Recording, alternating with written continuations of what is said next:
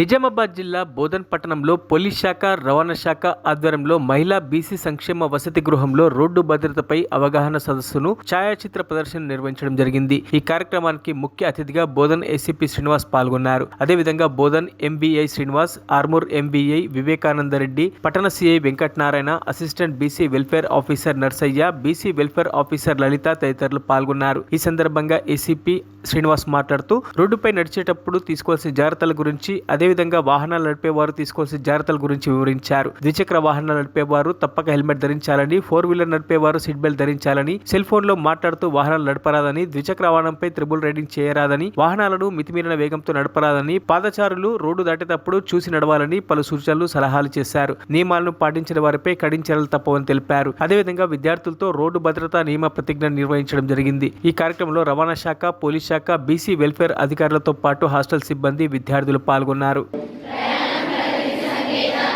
సాంకేతిక యుగ వారసులమైన మనకు ప్రయాణం ఒక తప్పనిసరి అవసరం. ట్రాఫిక్ నియమాలు పాటిస్తూ ట్రాఫిక్ పోలీసులను గౌరవిస్తూ ఈ హెల్మెట్ పెట్టుకోవాలని చెప్పండి, సెల్ ఫోన్ డ్రైవింగ్ చేయొద్దని చెప్పండి. అదేవిధంగా కంపల్సరిగా రాంగ్ సైడ్ ఎట్టి బస్సులో కూడా డ్రైవింగ్ చేయొద్దు. కొద్ది దూరం నడుస్తారు, కొద్ది దూరం కరెక్ట్ రూట్లో పోయి యూటర్న్ చేసుకుంటే సరిపోతుంది. దానికి రాంగ్ సైడ్ పోయి అనవసరంగా ప్రాణం మీదకి తెచ్చుకోవద్దని చెప్పాలి. అదేవిధంగా ఇది ముఖ్యమైనది ఏంటంటే డ్రంక్ అండ్ డ్రైవ్, మద్యం తాగి వెహికల్ డ్రైవింగ్ చేయొద్దని చెప్పండి. ఓకేనా? మన ఇంట్లో పేరెంట్స్ కొంతమంది మద్యం తాగి కూడా డ్రైవింగ్ చేస్తుంటారు. బ్రదర్స్ ఎట్టి బస్సులో కూడా తాగి బండి నడపొద్దని చెప్పాలి. ఓకేనా? ఇవన్నీ కూడా మీరు మీ ద్వారా మీ పేరెంట్స్కి అందరికి కూడా చెప్పే విధంగా మీరు ఈ యాక్సిడెంట్ అనేది తగ్గించాలి మన ద్వారా. ఓకేనా? 4 నిమిషాలకు ఒక ప్రాణం పోతుంది. దేనివల్ల? రోడ్డు ప్రమాదం వల్ల. 1 నిమిషంలకు 4 రోడ్డు ప్రమాదాలు జరుగుతున్నాయి. అంటే ఇలా లెక్క చేస్తే మన దేశంలో ప్రతి సంవత్సరానికి 1,60,000 మంది రోడ్డు ప్రమాదాల వల్ల చనిపోతున్నారు. ఎంతమంది? 1,60,000 ఎవ్రీ ఇయర్. మళ్ళీ అంతకు 4 రెట్లు తీవ్రంగా గాయపడి జీవోత్సవాల బతుకున్నారు. కాలు పోయో, చేయి పోయో, హోమాలకెళ్ళో, అంటే జీవోత్సవాలు బతుకుతున్నారు. అంటే ఆల్మోస్ట్ ప్రతి సంవత్సరం 6 లక్షల కుటుంబాలు రోడ్డు మీదకి వస్తున్నాయి. చెప్పిండొచ్చు. చెప్పలేదా? ఏమని చెప్పారు?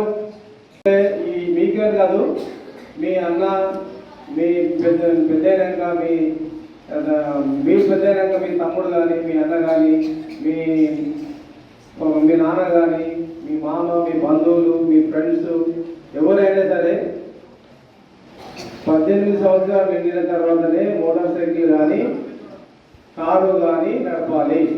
ఎన్ని సంవత్సరాలు? ఎందుకు 18 సంవత్సరాలు పెట్టారు అంటే 18 సంవత్సరాల వరకు ఫిజికల్గా బలంగా ఉండలేరు, బండిని బ్యాలెన్స్ చేయలేరు, ఆపలేరు. 18 సంవత్సరాలకు వస్తే కొంచెం మనిషి హైట్ కానీ శారీరకంగా బలంగా దృఢంగా ఉంటాడని పట్టణంలోని బీసీ సంక్షేమ బాలికల వసతి గృహంలో మరి మా రవాణా శాఖ మాత్యులు మరియు బీసీ సంక్షేమ మాత్యులు మరి గౌరవనీయులు పొన్నం ప్రభాకర్ ఆదేశాల మేరకు ఈరోజు ఇక్కడ మేము రోడ్డు భద్రతపై అవగాహన మరి పోలీస్ శాఖ సమన్వయంతో మరి బీసీ వెల్ఫేర్ అధికారుల సమన్వయంతో ఈరోజు ఇక్కడ నిర్వహించడం జరిగింది.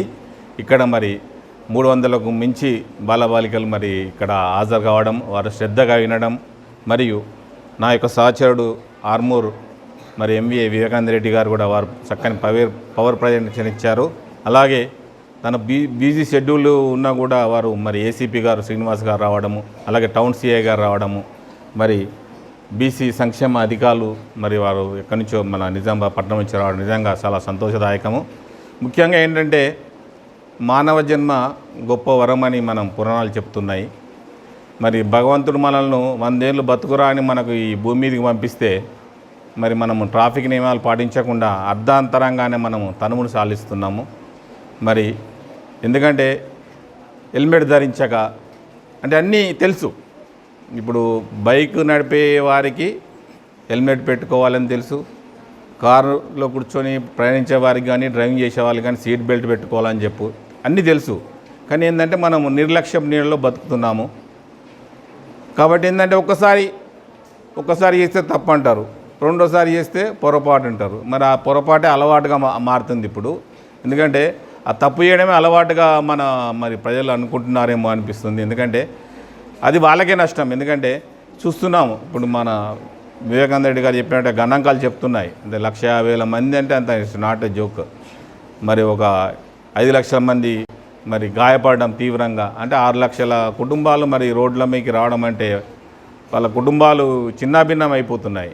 ప్రతి సంవత్సరం 6 లక్షలు అంటే చూడండి, 5 years 10 years అంటే ఆల్మోస్ట్ కోటి ఫ్యామిలీస్ మరి ఇట్లా బతకడం, అది ప్రభుత్వంపై కూడా ఎంతో భారం. రోజు రోజుకి పెరుగుతున్నటువంటి రోడ్డు ప్రమాదాలని అరికట్టే చర్యల్లో భాగంగా మన తెలంగాణ రాష్ట్ర రవాణా శాఖ మంత్రులు మరియు బీసీ సంక్షేమ శాఖ మంత్రులు అయినటువంటి పొన్నం ప్రభాకర్ గారు తీసుకున్న ఇనిషియేషన్ బీసీ వెల్ఫేర్ హాస్టల్స్లలో పిల్లలకి రోడ్డు భద్రతపై అవగాహన కల్పించడం అని తెలియజేశారు. అందుకనే ఈరోజు బోధన్ పట్టణంలో గౌరవ డి శ్రీనివాస్ గారి ఆధ్వర్యంలో మరియు బీసీ సంక్షేమ హాస్టల్లో నిర్వహించడం జరిగింది రోడ్డు అవగాహన పిల్లలకి. సో ఇందులో భాగంగా వారికి రోడ్డుని ఎలా వాడాలి, పాదచారులుగా మనం రోడ్డుపై ఎటువైపు నుండి నడవాలి అనేటటువంటి చిన్న టెక్నిక్స్తో పాటు వాళ్ళకి హెల్మెట్ పై అవగాహన కల్పించడం జరిగింది. వారి తల్లిదండ్రులకు కానీ వారి కుటుంబ సభ్యులకు కానీ వారు తెలియజేయాల్సిందిగా వాళ్లకు సూచించడం జరిగింది. అలాగే ఇప్పుడు ప్రతి సంవత్సరము మనకు ఇంతకుముందు కరోనా వచ్చినప్పుడు 150,000 మంది మాత్రమే ప్రాణాలు కోల్పోతే ఇప్పుడు ప్రతి సంవత్సరం దాదాపు మన దేశంలో 150,000 మంది ప్రాణాలు కోల్పోతున్నారు. 5 లక్షల రోడ్డు ప్రమాదాలు జరుగుతున్నాయి. అందులో 3.5 లక్షల మంది క్షతగాత్రులుగా మిగిలిపోతున్నారు. దాని అర్థం ప్రతిరోజు ప్రతి 3 నుంచి 4 నిమిషాలకు ఒక ప్రాణం ఎక్కడో ఒక చోట పోతున్నది. సో దీన్ని అరికట్టాలి. మన తెలంగాణ రాష్ట్రాన్ని కనుక చూసుకున్నట్టయితే భారతదేశంలో 8వ పొజిషన్లో ఉంది. సో ఇది మరిన్ని అప్డేట్స్ కోసం మా ఛానల్ని సబ్స్క్రైబ్ చేయండి.